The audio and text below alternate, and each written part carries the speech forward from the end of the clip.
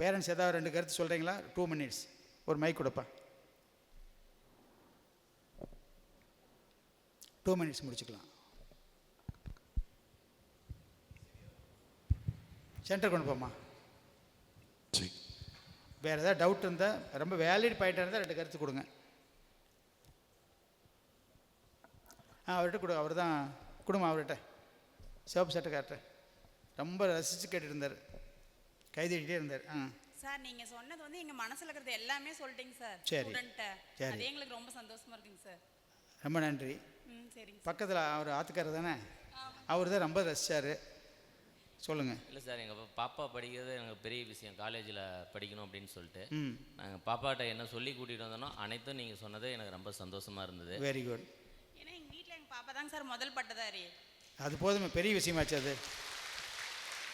நீ குடும்பமே அடுத்து ஒருத்தர் படிக்க வச்சா போதுமே. ஒரு இப்போ நீங்கள் பேசுகிறது எல்லாமே எங்கள் அப்பா பேசுன மாதிரி எனக்கு அப்படி ஃபீல் ஆகுதுங்க சார். எங்கள் அப்பா எங்களுக்கு சொல்லி கொடுத்தது எல்லாமே நீங்கள் சொல்லியிருக்கீங்க. வெரி குட், வெரி நன்றி நன்றி நன்றி. ஏன்னா பாப்பா எங்களுக்கு டீசென்ட், டிசிப்ளின் இதெல்லாம் கரெக்டாக சொல்லி கொடுத்து எங்களுக்கு ரொம்ப சந்தோஷமாக இருந்தது. ஓகே, நன்றி. Thank you sir. Thank you thank you.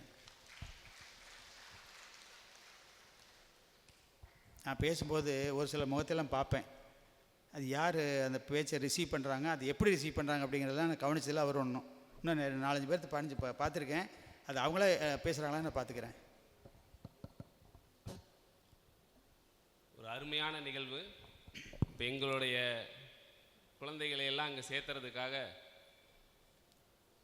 இன்றைக்கி வந்து எல்லாரும் இங்கே சேர்ந்துருக்கிற நேரத்தில் நீங்கள் ஒரு கல்லூரியினுடைய தாளாளராக இல்லாமல் உண்மையாலும் எங்களுடைய மனசில் எங்கள் பெற்றோர்கள் நாங்கள் என்ன நினைக்கிறோமோ, நீங்களும் ஒரு 2 குழந்தைகளுடைய அப்பாங்கிற ஸ்தானத்தில் என்ன ப்ராக்டிக்கலாக பேசணுமோ அதை உண்மையாலும் சிறப்பாக சொன்னீங்க. அதை விட விஷயம், ஒரு தாளாளராக தன்னுடைய கல்லூரியில் இருக்கக்கூடிய நெகட்டிவ் பாயிண்ட்ஸை யாரும் சொல்ல மாட்டாங்க.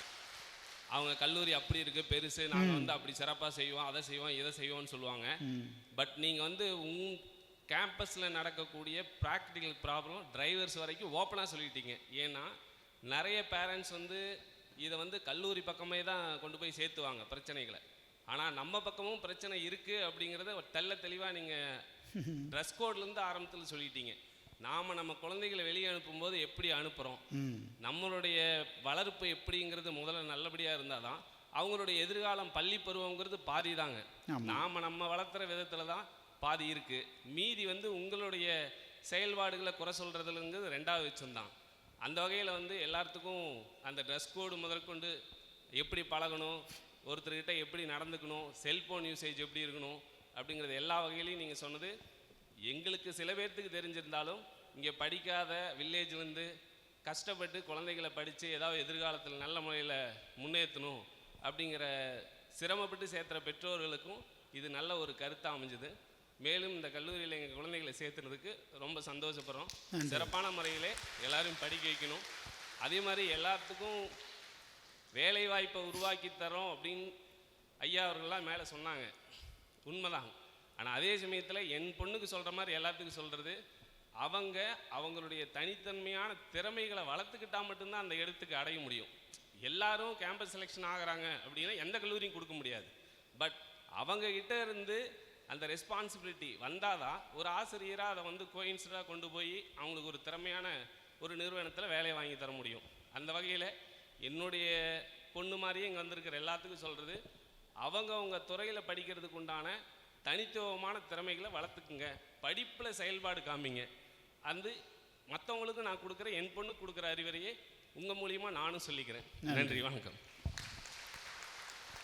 இதில் கூட ஒரு சிலர்லாம் கன்செஷன்லாம் கேட்பாங்க, கன்செஷனில் படிக்கிற பொண்ணுங்க இருப்பாங்க. நான் ஒரு சிஸ்டர் வச்சுருக்கேன். ஒரு சில ஏஜென்சியெல்லாம் கொண்டு வந்து அட்மிஷன் போடுவாங்க, ரெஃபரன்ஸ் போட்டால் அவங்களுக்கு ஏஜென்சி சர்வீஸ் சார்ஜ் கொடுக்கணும். எல்லா காலேஜிலும் ரூல்ஸ் வச்சுருக்காங்க. ஏன்னா அவங்க டேரெக்டாக வர மாட்டேன், யார் மூலியமாக கூப்பிட்டு வராங்க, அவங்களுக்கு சர்வீஸ் சார்ஜ் கொடுத்தே ஆகணும். அதையெல்லாம் அவாய்ட் பண்ணுங்கிறதுக்காகவே நாங்கள் ஒரு சிஸ்டத்தை நான் நம்ம காலேஜில் இன்ட்ரடியூஸ் பண்ணி கொடுத்தேன். நம்மக்கிட்ட படிச்சுட்டு இருக்கிற பொண்ணும் இன்றைக்கி ஃபஸ்ட் இயர் ஜாயின் பண்ண பொண்ணாக இருந்தாலும் சரி, அது ஃபஸ்ட் இயர் ஜாயின் பண்ணுறப்பவே அதனுடைய ரெஃபரன்ஸில் வந்து ஒரு கிளாஸ்மேட்டை யாரை கூப்பிட்டு வந்து சேர்த்தனாலும் அந்த இன்சென்டிவ் வந்து 5,000 rupees அதோடைய ஃபீஸ் அக்கௌண்ட்டுக்கு போயிடணும் அப்படின்னு ஒரு ரூல்ஸே கொடுத்துருக்கோம். போன வருஷம் ஒரு பொண்ணு வந்து 60,000 ரூபாய் வாங்குச்சு, அதுக்கு இன்சென்டிவ் போச்சு. 12 அட்மிஷன் அதுக்கு வந்து தெரிஞ்ச ஃப்ரெண்ட்ஸ் எல்லாம் சேர்த்து கொண்டாந்து அதோடைய பேர் எழுதி அட்மிஷன் போட்டிருந்தாங்க. அந்த 60,000 40,000 தான் ஃபீஸ், 20,000 கையில் வாங்கிட்டாங்க. அந்த மாதிரி பொண்ணுங்க நிறைய நம்ம எல்லா சீனியர் ஸ்டூடெண்ட்ஸ் ஆகட்டும், இப்போ ஃபஸ்ட் இயர்லேருந்தே இப்போ ஜாயின் பண்ண பொண்ணு உங்களோட கிளாஸ்மேட்ஸு இப்போ ஏதாவது அரியரில் பாஸ் பண்ணியிருப்பாங்க. அப்படி இருந்து கொண்டாந்து அட்மிஷனுக்கு போடும்பொழுது என்ன சொல்லித்தர அப்படின்னா, ஈவன் பேரண்ட் இருப்பாங்க, அவங்க பக்கத்து வீட்டுக்காரர், ஃப்ரெண்ட்ஸு, இப்போ நீ கொண்டு காலேஜில் சேர்த்துட்டீங்க, நம்ம பொண்ணு ஒன்று சேர்த்தாமல் இருக்கேன், இப்போ தான் பாஸ் பண்ணியிருக்கிற செகண்ட் லெவலில் அப்படின்னு சொல்லி கேட்டால் கூட உள்ளே கொண்டாந்து சேர்த்தும் பொழுது அந்த ரெஃபரன்ஸ்னு ஒரு காலம் இருக்கும். அந்த காலத்தில் நீ யார் அந்த பொண்ணு பேர் எழுதணும், இங்கே படிச்சுட்டு இருக்கிற பொண்ணு பேர் எழுதிடணும், யார் ரெஃபரன்ஸ் அப்படின்னு எழுதிட்டா நீ எதுவுமே ஃபாலோ பண்ண வேண்டியதில்லை. ஆட்டோமேட்டிக்காக அந்த பொண்ணுடைய அக்கௌண்ட்டுக்கு ஒரு அட்மிஷனுக்கு 5,000 ரூபாய் ஆட்டோமேட்டிக்காக அந்த டிமாண்டில் ஃபீஸ் ஸ்ட்ரக்சரில் போய் ஆட் ஆகிக்கும். கட்ட வேண்டிய ஃபீஸில் 5,000 ரூபா குறைஞ்சிரும். 5 அட்மிஷன் போட்டால் 20,000 அக்கௌண்ட்டில் ஆட் ஆகிருக்கும். அந்த மாதிரிலாம் நான் சிஸ்டம் நம்ம டோட்டலாக படிக்கிற பிள்ளைங்களுக்கு எதுக்கு கொடுத்துருக்குன்னா, நம்ம பொண்ணுங்க நம்ம காலேஜ் மேலே ஒரு நம்பிக்கை வச்சு ஒரு பாசத்தோட கொண்டாந்து ரெஃபரன்ஸ் ஏற்றுறாங்க அப்படின்னா அந்த ஏஜென்சியெல்லாம் உள்ளேயே வரக்கூடாது. நம்ம பொண்ணுங்க தான் நம்ம பொண்ணுங்களை கொண்டுட்டு வரணும் அப்படிங்கிற பார்ட்டு நம்ம வந்து அதை டெவலப் பண்ணுங்கிறதுக்காகவே பொண்ணுங்களுக்கு நான் அந்த ஒரு சிஸ்டத்தையே கொடுத்துருக்கேன். நீங்கள் வந்து தெரிஞ்சவங்களுக்கு கொண்டாந்து ஃப்ரீயாக நம்ம சேர்த்துட்டு அது இன்னொன்று பண்ணலாம். அந்த 5,000 ரூபாய் கிடைக்கிற நீங்கள் வேணும்னா நீங்கள் எடுத்துக்கலாம். இல்லை அந்த பொண்ணு ரொம்ப ஏழ்மையான பொண்ணு இருந்தால் அந்த பொண்ணுக்கே கொடுக்கலாம். சார் அந்த ரெஃபரன்ஸ் சார்ஜ் அந்த பொண்ணுக்கே கொடுத்துருங்க சார், எங்களுக்கு வேண்டாங்க, அப்பா வசதி இருக்குது, எனக்கு ஃபீஸ் கட்டிடுவாங்க, அந்த பொண்ணு ஃபீஸ் கட்ட முடியலன்னா அந்த நீங்கள் என்ன சொல்கிறீங்களோ அது ஒன்று அந்த பொண்ணு அக்கௌண்ட்டுக்கு போய் இல்லை உங்கள் அக்கௌண்ட்டுக்கு வரும். இந்த சிஸ்டத்தை நம்ம பிகினிங்லேருந்து நான் பண்ணிகிட்டு இருக்கு. இது எல்லாத்துக்கும் ரீச் ஆகிருக்கான்னு தெரியல. இந்த அட்மிஷன் போடும்போதே சொல்லியிருப்பாங்க, ஆனால் நிறைய பேர் அதை யூஸ் பண்ணிக்கிறது இல்லை. கொண்டாந்து சேர்த்துறாங்க, 4 பேர் 3 பேர் கொண்டாந்து ரெஃபரன்ஸ் கொடுக்குறாங்க, பட் அது அந்த பெனிஃபிட் அவங்க யூஸ் பண்ணிக்கிறது இல்லை. அதனால் அதை நான் இப்போ சொல்லிக்கிறேன். இந்த டேட்டிலேருந்து நீங்கள் டெஃபினட்டாக யார் ரெஃபரன்ஸ் எந்த கோர்ஸ் கொடுத்தாலும் சரி, ஆர்ட்ஸ் காலேஜ் மட்டும் இல்லை, எல்லா ஈவன் பிடிஎஸில் ரெஃபரன்ஸ் கொடுத்தா 10,000 ரூபாய் கொடுக்குறோம், நேச்சுரோபதி கொடுத்தா 10,000 ரூபாய் கொடுக்குறோம், தென் இன்ஜினியரிங் கொடுத்தா 5,000 ரூபாய், ஒவ்வொரு கோர்ஸுக்கு தகுந்த மாதிரி அந்த மாதிரி வச்சுருக்கோம். அந்த பெனிஃபிட்டை வந்து நாங்கள் தான் உங்களுக்கு கொடுக்குறோம். அதை நீங்கள் அதை என்ஜாய் பண்ணிக்கிறதுக்கு, அதை யூஸ் பண்ணிக்கிறதுக்கு தயவுசெய்து நீங்கள் வழிவகுத்துக்குங்க. வேறு யாரும் இருக்கீங்களா? முடிச்சுக்கலாமா? சார் வணக்கங்க சார். வணக்கங்க. சின்ன வயசுலேருந்து அம்மா இல்லைங்க சார், அம்மா அப்பா இல்லைங்க, எங்கள் பொண்ணுங்கிற எங்கள் யாருமே படிக்கலைங்க சார். எங்கள் பொண்ணு எப்பவுமே நீங்கள் சொல்கிற மாதிரி தான் சொல்லி சொல்லி வளர்த்தோங்க. பையன் ஒன்று இருக்கிறாங்க, அவன் எங்கேயுமே வெளியில் சால் இல்லாமல் போகக்கூடாதுன்னு தான் அடிப்பாங்க.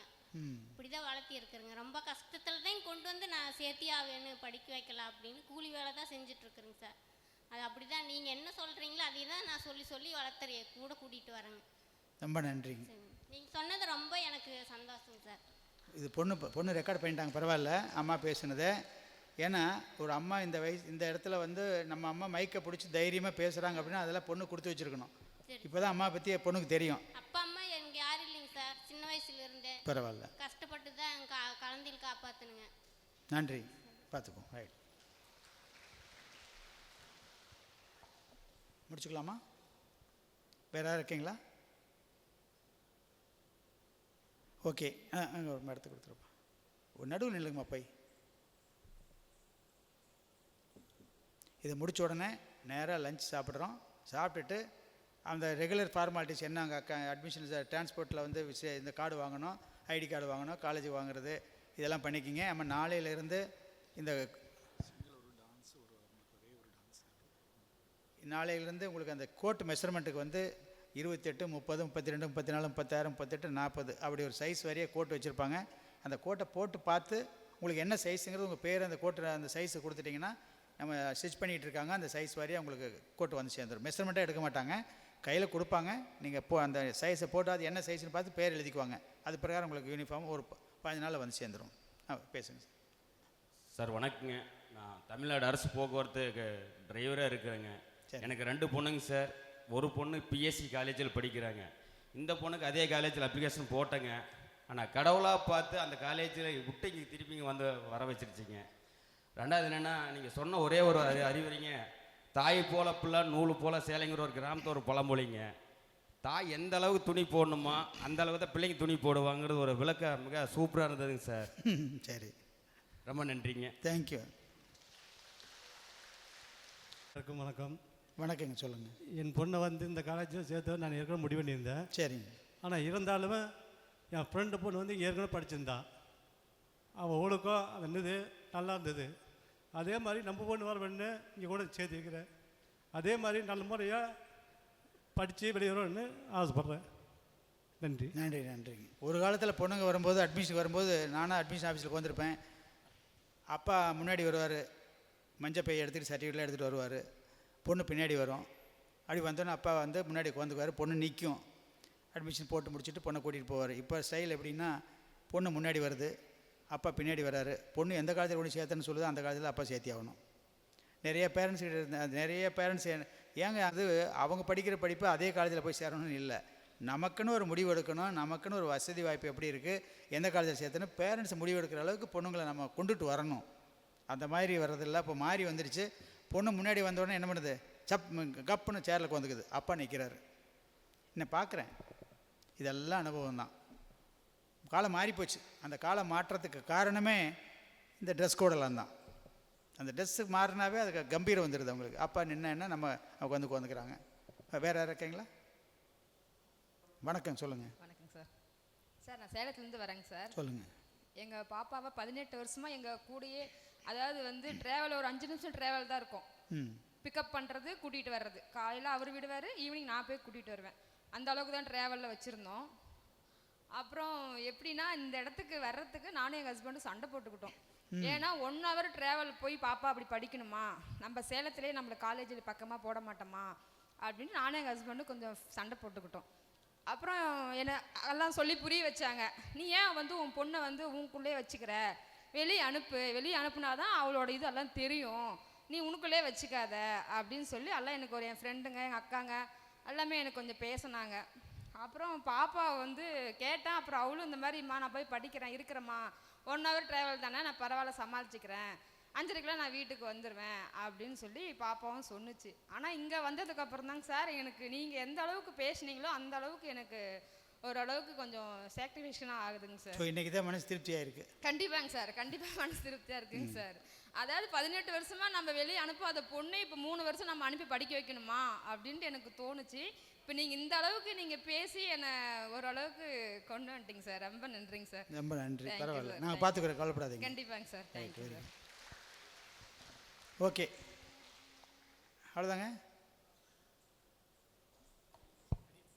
அம்மா பேசணுமா? அம்மா பேசுகிறாங்களா? அதை வளர்த்துறேன். சரிங்க. அவங்க அப்பா மண்டையில் அடிபட்டு 2 வருஷம் ஆகிப்போச்சு, மண்டை ஆச்சுன்னு ஆகிப்போச்சு. சரிங்க. அதை வந்து அவங்க மாமன் தான் கூட்டியது காலேஜ் சேர்த்துறா இருப்பாங்க. சரிங்க. அது நீங்கள் தான் ஏதாவது நன்றி உதவி செய்யணுங்க. சரிங்க. அதுக்கு தான் நான் சொல்கிறேன். எங்கே, எந்த ஊருங்க? அது தாரமங்கலம். தாரமங்கலம். சரி சரி. சின்னானம்பட்டியில் இருக்கிறோம். சின்னாலப்பட்டி. Right right right. 3 பிள்ளை கோயில் தான் வண்டி ஏறும் பொண்ணு. அப்பா வேலைக்கு போகிறாருங்களா? அப்பாலாம் வீட்லேயே தாங்க இருக்கிறாங்க, ஒரு சுயநலம் இல்லை. சரி. அம்மா இல்லை? அம்மா இல்லை, 1 வயசுலேயே இறந்து போச்சு. இப்போ யார் பார்த்துக்கிறாங்க பொண்ணை? நான் தாங்க வளர்த்துறேன். ஒரே பொண்ணுங்களா? ஒரே பேத்தியா? ஒரு பொண்ணு ஒரு பையன். பையன் என்ன பண்ணுறாருங்க? பையனுக்கு காலேஜ் ஆட்கள் சேர்த்திக்கிறோம். அங்கே படிச்சுட்டு இருக்காப்லையா? அது யார் இப்போ பணம் கட்டுறதுல யார்? அது அவங்க மாமன் தான் கட்டிருக்குதுங்க. சரி. மாமா என்ன பண்ணுறாரு? அவங்க மாமா வேலைக்கு தான் இப்படி படிச்சுட்டு வேலைக்கு தான் போயிட்டு இருக்கிறாரு. சும்மா லோக்கலில் தான் போயிட்டு இருக்கிறாரு. 30,000 27,000 சம்பளம் வாங்குறாங்க. சரிங்க. அவங்க என்ன கல்யாணம் கூட அவ்வளோ பாவம், 2 பேருக்குமே பிள்ளைங்கள் தான் பார்த்து இருக்கிறாங்க. சரி, உங்கள் பொண்ணுக்கு வந்து ஒரு அப்ளிகேஷன் கொடுக்க சொல்லுங்கள். இந்த மாதிரி அம்மா பாட்டி பேசுனாங்க, நான் இந்த கோர்ஸ் படிச்சுட்டு இருக்கிறேன், எனக்கு ஏதாவது ஹெல்ப் பண்ண முடியுமான்னு ஒரு லெட்டர் கொடுத்து சொல்லுங்க, நான் என்ன பண்ணுறேன். ரொம்ப சந்தோஷம். இதெல்லாம் எங்கே நடக்குன்னு நினச்சி பாருங்கள். ஒரு பேத்திக்காக பாட்டி வந்து அதை படிக்க வைக்கணுங்கிறதுக்காக இங்கே வந்து மைக்கை வாங்கி எவ்வளோ தைரியமாக அவங்களுடைய குடும்ப சூழ்நிலை எடுத்து சொல்கிறாங்க அப்படின்னா, அந்த பொண்ணுனால தான். இதே தாத்தாவாக இருந்தால் செய்ய மாட்டார், பேத்திக்கு பாட்டி தான் செய்வாங்க. அதே மாதிரி அப்பா வந்து பிள்ளைக்கு தான் பண்ணுவாங்க. அப்படி தான் இன்றைக்கி இருக்குது. இதெல்லாம் எல்லோரும் பார்த்துக்கணும். ரொம்ப சந்தோஷம். இந்த நிகழ்வுக்கு அத்தனை பேர் எனக்கு இவ்வளோ நேரம் அமைதி காத்து நான் கொடுத்த ரெக்வஸ்ட்டுக்காக அமைதியாக இருந்து நீங்கள் வந்து இதை கேட்டதுக்கு மீண்டும் ஒரு மாதிரி நன்றி காணிக்கையாக்கி உங்கள் பொண்ணை நான் திருப்பி கிராஜுவேட் ஆக்கி இதே அரங்கத்தில் டிகிரி கொடுத்து நான் அனுப்பி வைக்கிறதுக்கு உத்தரவாதம் கொடுக்குறேன்.